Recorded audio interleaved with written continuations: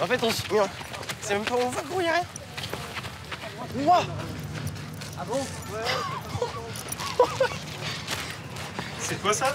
Les gars. Dans le parc des Tuileries, à Paris, Louis-Gabriel, 15 ans, participe à une chasse au trésor. Attends, mais cherchez s'il y en a d'autres ou pas. Regardez bien partout.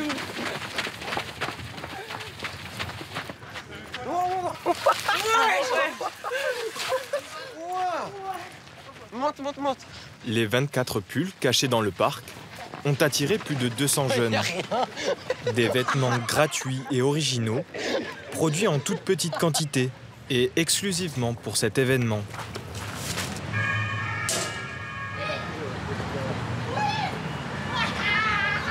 En vrai, ça a l'air d'être de la bonne qualité. Hein. Oui, il est d'art, juste il est pas beaucoup épais en mode. Ouais, il est pas très épais, mais... Il est stylé en vrai. Hein. Ouais, il est bon. Qu'est-ce que tu vas en faire de ça? Ah bah, je vais le garder. Puis après, je trouve que c'est un peu une fierté, comme c'était, entre guillemets, une édition collector. Que... Après, vu que j'en ai deux, peut-être que, je sais pas, j'en passerai peut-être à un de mes amis, ou alors peut-être que je le revendrai. Parce que je pense que ça peut prendre de la valeur avec le temps. Là, il y en a un ici, deux là, un là, un là. Il y a pas mal de mecs qui en ont trouvé un ou deux, mais bon, ils sont en groupe, donc c'est cool. Et, De l'autre côté du parc, les organisateurs de l'événement, qui souhaitent rester anonymes, scrutent les réseaux sociaux. Donc là, je pense qu'on a pas besoin de Il y a à peu vérifier. près, il y a 17 stories à peu près. Ah bah là, il porte un Ouais, peu il du porte un Vengex peu, là. là. Voilà. Il vient de le trouver, et il se balade dans le parc. C'est vraiment pour montrer à ceux qui cherchent encore, regardez, moi je l'ai. Ils ont 19 et 23 ans et ont créé leur marque il y a moins d'un an. Pour se faire connaître, ils ont choisi une méthode simple, faire le buzz. Partout, en vrai, il y en a plein, hein. Là, la chasse au trésor, c'est cool parce que marketingment parlant, ça permet de créer des mouvements qui vont forcément faire du bruit sur les réseaux sociaux par la suite. Donc ça, c'est cool. Et c'est un peu l'objectif recherché, en fait, que les gens parlent de nous sur les réseaux et qu'il y ait de la hype. En août dernier, cette nouvelle marque s'est déjà fait remarquer en distribuant des vêtements directement dans la rue. Des centaines d'adolescents ont envahi la place Vendôme à Paris, obligeant la police à intervenir. Résultat pour la marque, 10 fois plus d'abonnés sur TikTok et Instagram. On appelle cette méthode les drops. Traduisez, lâcher au compte-gouttes, la vente d'un produit en édition très limitée. Une technique marketing qui déplace les foules.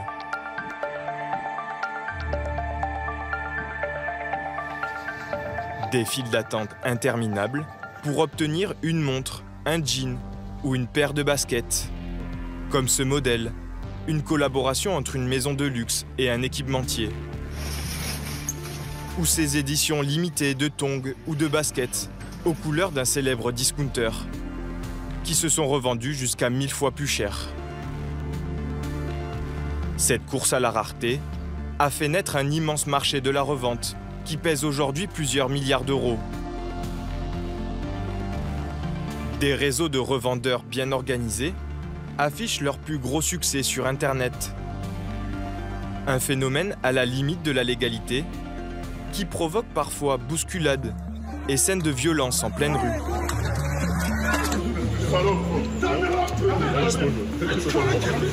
Bienvenue dans l'univers des drops.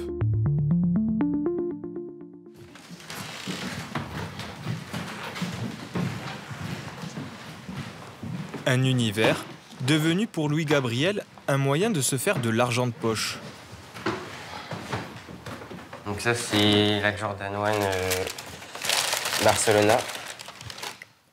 Chaque année, il achète une vingtaine de paires de baskets grâce au drop. Il en garde environ la moitié pour lui Il les a jamais portées. et revend l'autre avec à la clé une belle plus-value. Elles sont neuves. C'est en collaboration avec Gucci et Adidas. Sur une gazelle. Et ça s'achète qu'en drop. Ouais, c'était je crois 450, c'est ça papa? Juste en prix de base, c'est 450. Et après en revente, je pense que c'est dans les 1000 € à peu près. Mais ça va. Enfin là, elle vient juste de sortir, donc il n'y a pas encore la totalité de la hype. En un an, il a gagné environ 1000 € en achetant puis revendant une dizaine de paires. Pour obtenir un maximum de ses baskets en édition limitée, Louis-Gabriel participe à des raffles, des drops en ligne, organisés comme des tirages au sort. Bonjour. Ce matin-là, il va tenter avec un ami d'acheter un modèle sorti il y a une semaine aux États-Unis. Le tirage au sort, il est à 9 h. Merci beaucoup, monsieur. Et après, du coup, il y a 15 minutes pour s'inscrire au drop. Et au bout des 15 minutes, on sait du coup si on est sélectionné ou pas. Et c'est de la chance, du coup. Impossible de savoir combien d'exemplaires sont mis en vente. Mais la quantité est tellement réduite que si Louis-Gabriel réussit à acheter une paire, il est assuré de la revendre bien plus cher aux consommateurs frustrés qui n'ont pas acheté la basket lors du drop. Ils ont envoyé du coup un code de vérification à ma banque et je suis en train de le remplir. Et normalement, après ça, ça devrait être bon. Ouais, voilà. Donc, du coup, là, je suis dans la file d'attente pour la paire. 15 minutes de suspense avant le résultat. Moi, je les ai eus. Moi, je regarde. Tu les as eus aussi? Même moi. Waouh! Celle-là... Pour estimer le bénéfice qu'ils pourraient en tirer, ils se rendent sur des sites de revente spécialisés. J'aurais peut-être dû prendre une taille plus grande pour le coup. À l'achat, cette paire, elle coûte 219. Et je pense qu'après, si elle prend de la valeur, elle peut monter peut-être dans les 350, 400 € au grand maximum. On peut avoir une idée des prix, mais en fonction du temps. C'est-à-dire qu'on peut avoir une courbe qui explique que la paire, elle a pris de la valeur ou alors qu'elle a chuté. Pour les revendeurs, le drop est le moyen d'acheter une paire au prix de base. Ces baskets se retrouvent ensuite sur des sites spécialisés pour être revendues. Chaque paire est cotée comme une action en bourse. C'est la loi de l'offre et de la demande. Une paire très rare et très recherchée peut voir son cours s'envoler. Le prix varie aussi en fonction de la pointure. Les grandes tailles, produites en plus petite quantité, sont aussi les plus chères. Des prix parfois exorbitants qui ne dissuadent pas les acheteurs. Tu la tiens par là, là. Dans l'univers de la basket, le marché de la revente pèse 10 milliards d'euros, soit 10% du marché mondial total. KikiKicks est l'un des plus gros sites de revente de sneakers français. Salut. Ça va bien? Ça va et toi? Ça va. J'ai 5 paires à déposer. Vas-y. Hop, nickel. Il y a les bons à l'intérieur? L'entreprise traque les baskets en édition limitée.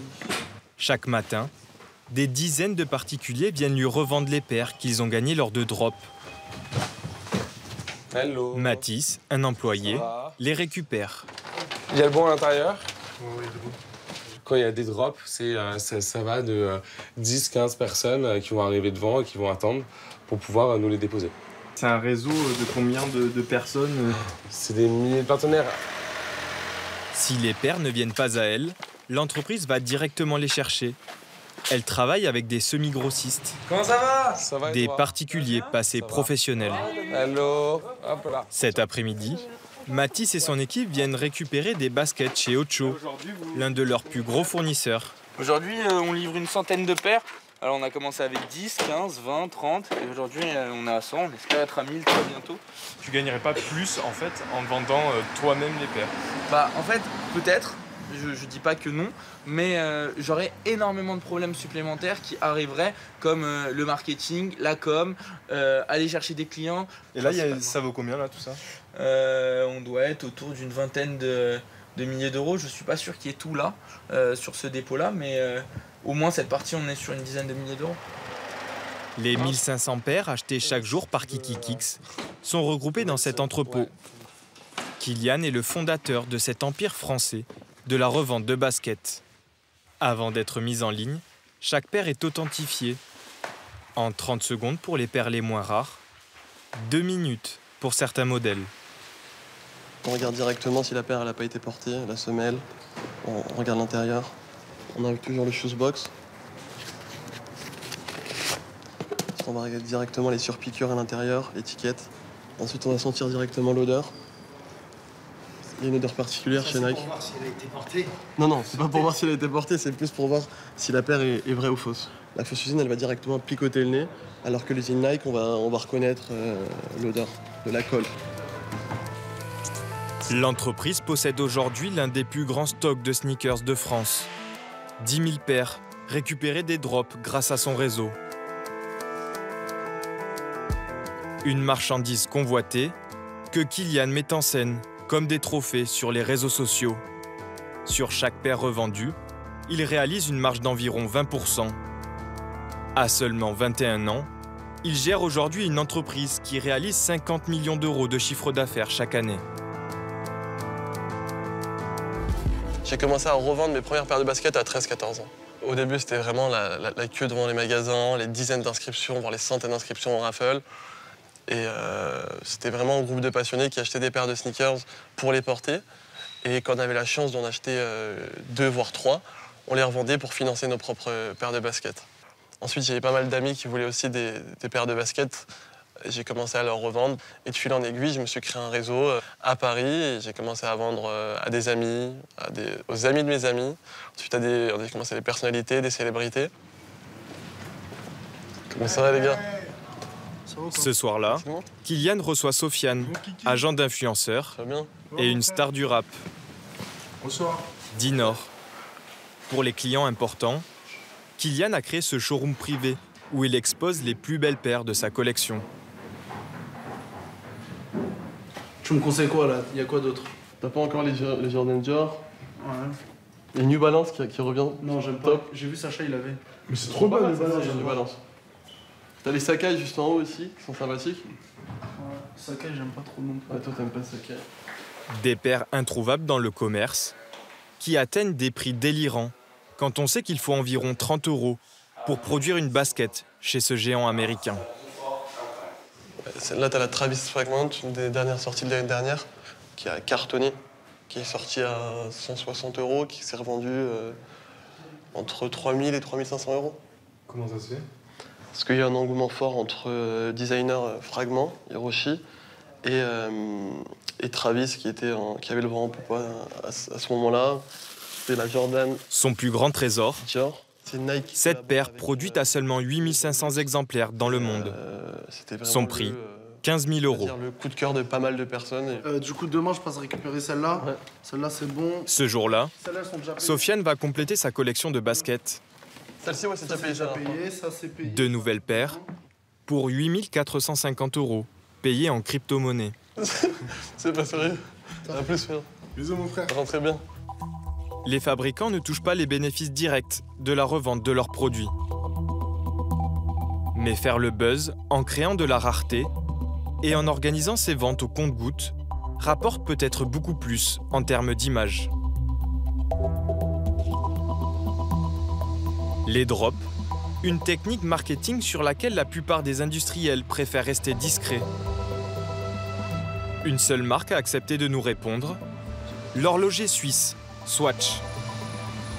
Comme tous les matins sur les Champs-Élysées, ils sont une cinquantaine à faire la queue avant l'ouverture pour l'un de ces 11 modèles représentant des astres du système solaire. Une montre à 260 €, résultat de la collaboration avec Omega, un horloger de luxe. Tout est fait pour créer de la frustration. Comme pour tous les drops, le magasin n'autorise qu'une seule montre par personne. Voilà, donc vous avez 6 coloris disponibles aujourd'hui. Vous avez Mercure, Vénus, Earth, Pluton, Moon et Sun. Sur les 11 modèles, seuls 6 sont en vente aujourd'hui. Avant d'entrer dans le magasin, les clients ne savent pas lesquels, ni combien d'exemplaires sont en vente. Je venais pour la Saturne, la marron, et malheureusement elle n'est pas là. C'était pareil, c'était celle-là. Ouais, je suis désolé, je viens de vendre la dernière. Non. Si. Plus on est loin dans la file, plus les choix se réduisent. Alors, nous avons 4 couleurs disponibles pour la biocéramique Punch aujourd'hui. Non, malheureusement, j'ai vendu la dernière. Un manque qui attise le désir des clients. Depuis le lancement en mars dernier, des files d'attente interminables partout dans le monde. Des clients qui campent toute la nuit dans le froid à Londres. Des mouvements de foule en Asie.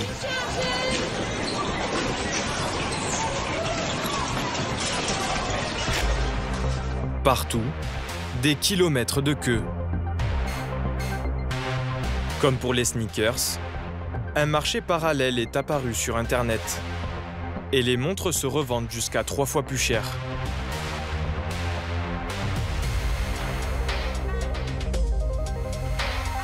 La marque a-t-elle volontairement organisé la pénurie pour faire le buzz? Pour le PDG du groupe, le problème serait lié à une demande qu'il n'avait pas anticipée. C'est pas un drop, et c'est pas un système, et c'est pas une stratégie. C'est le prix du succès. On livre tout ce qu'on a. Il n'y a pas de stock. On ne retient pas quelque part.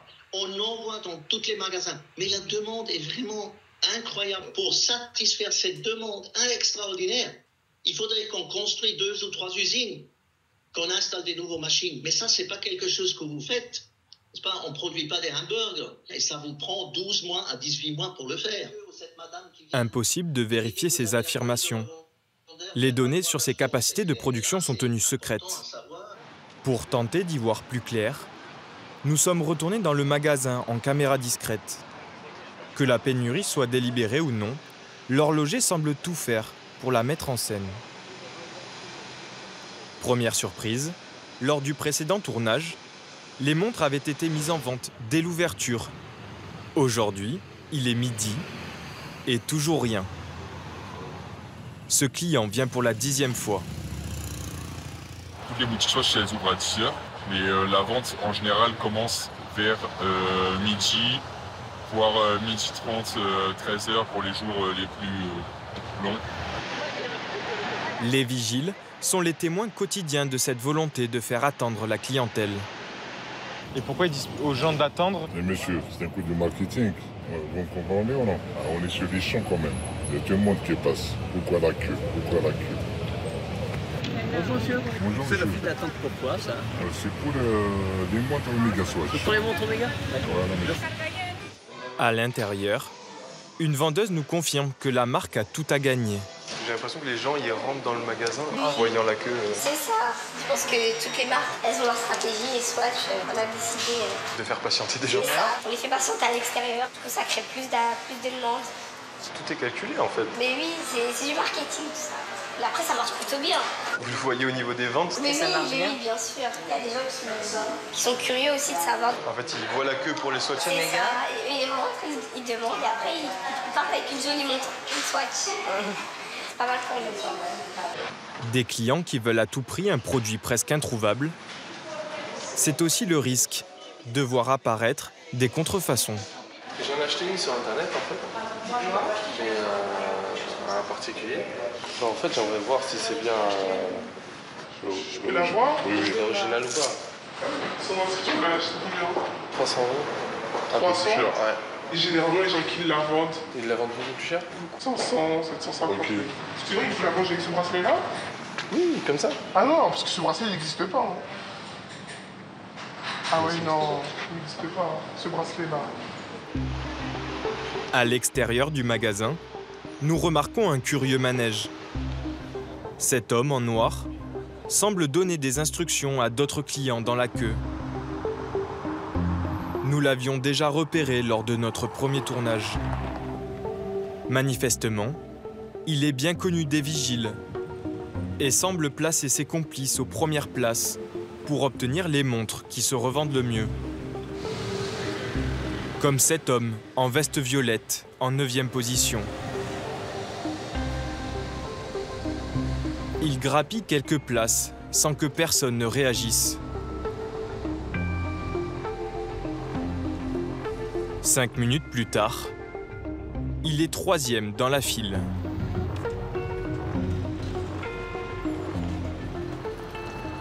Une cliente qui a essayé d'acheter une des montres plusieurs fois dit avoir subi des pressions de cet homme en noir et de son groupe de revendeurs. Par peur des représailles, elle préfère témoigner de manière anonyme. Quand je suis arrivé à quasiment 5h30 du matin, je me rappellerai toute ma vie. Et j'étais toute seule, heureuse d'être la première parce qu'il n'y avait personne. Et 2 minutes après, il y a un monsieur qui débarque et qui me dit « Qu'est-ce que vous faites là ?» J'ai dit « Pardon, vous êtes qui ?» Il m'a dit « Oui, en fait, moi qui gère la sécurité. » Sauf que le magasin, il est fermé. Et là, il me dit « Oui, mais dans tous les cas, je suis le premier, dégagé. » J'ai oublié, c'est la place. Et ce jour-là, je me suis retrouvé 12e, à force d'avoir des personnes qui fait embaucher lui-même, qu'ils ont débarqué à fur et à mesure devant moi, avec des menaces des yeux. Tu vas voir, tu vas pas sortir vivante du magasin, on va te tuer, mais tu te prends pour qui? Mais de toute façon, tu n'as plus de jambes, mais de toute façon, tu es morte, mais tu ne sortiras pas vivante d'ici. Le vigile finira par intervenir et la cliente pourra acheter une montre. Mais entre bandes rivales, les drops, notamment de sneakers, sont devenus l'enjeu d'une guerre de territoire. Intimidation, violence, réseau, comme dans le trafic de drogue. Chaque groupe tente de faire régner sa loi pour avoir le maximum de paires.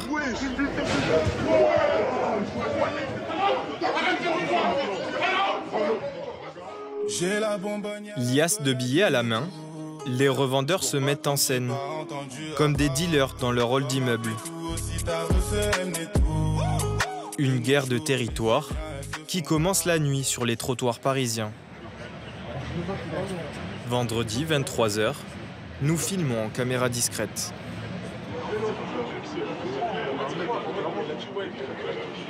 « 40 jeunes sont regroupés devant un magasin qui organise un drop de paires de baskets le lendemain. Les gars, ça dort pas là. La boutique ouvre dans 11 h. Ici, personne dort ça. T'as un ordre de passage et donc ils sont tous inscrits au mec qui est arrivé là en premier. Mais après, ça peut un peu changer. Si jamais il peut ramener des potes à lui, mais sur la liste, c'est facile, donc c'est lui qui gère. Et à partir de 6 h du matin, ça va être le bordel. Le matin, plusieurs bandes se disputent les premières places. Ouais, ferme ta gueule, va là-bas, frère, attends que ça te donne ton bracelet. Très vite, le ton monte. Les vigiles de la boutique tentent d'organiser la file d'attente avec des bracelets numérotés. Mais c'est la bande la plus nombreuse qui impose l'ordre de passage. Les gars, pour tous ceux qui n'ont pas de bracelet, désolé, mais il n'y en a plus, c'est le jeu. Depuis 5 heures, je suis là. Depuis 5 heures, je suis là. Je veux dire, c'est pas réglo. Donc, t'as vu, ça finit comment? Tu veux te faire frapper, c'est ça? En fait, c'est la loi du poule. Ces deux hommes, un père et son fils, seraient les chefs d'un réseau de revendeurs, avec des petites mains parfois très jeunes, payées pour faire la queue. Vous avez quel âge tous les deux? 12 ans. Bon alors, tu vas nous voir une paire? Les chefs contournent ainsi la règle d'un article par personne et peuvent acheter, en un drop, des dizaines de paires. Non, arrête, je te jure, ça se bien. Et lui, il a combien de personnes? Sûrement beaucoup. Sûrement beaucoup, on n'a pas le nombre exact, mais beaucoup. En tout cas, il les paye bien. Il est payé combien? Moi, il m'a proposé 60 €. Un troisième membre du réseau, en chemise à carreaux, nous explique que toutes les reventes se font au black. Bon, j'ai jamais été, j'ai 40 paires, j'ai jamais d'examen, non. Est-ce que c'est très grave? Ah, mais fils, on achète, il y a des paires de Félix qui sortent à 170 €, qui se vendent en 1000 €. 50 €, 130 €, 20 €, 100 €, 200 €, tac, tac. Au fur et à mesure, ça fait un prix. En France, des milliers de revendeurs nés de l'économie des drops échappent aux impôts. Selon la loi, ils risquent un redressement fiscal et des pénalités. RAS, rien à signaler. Ce jour-là, après 16 heures d'attente, le drop a finalement été annulé.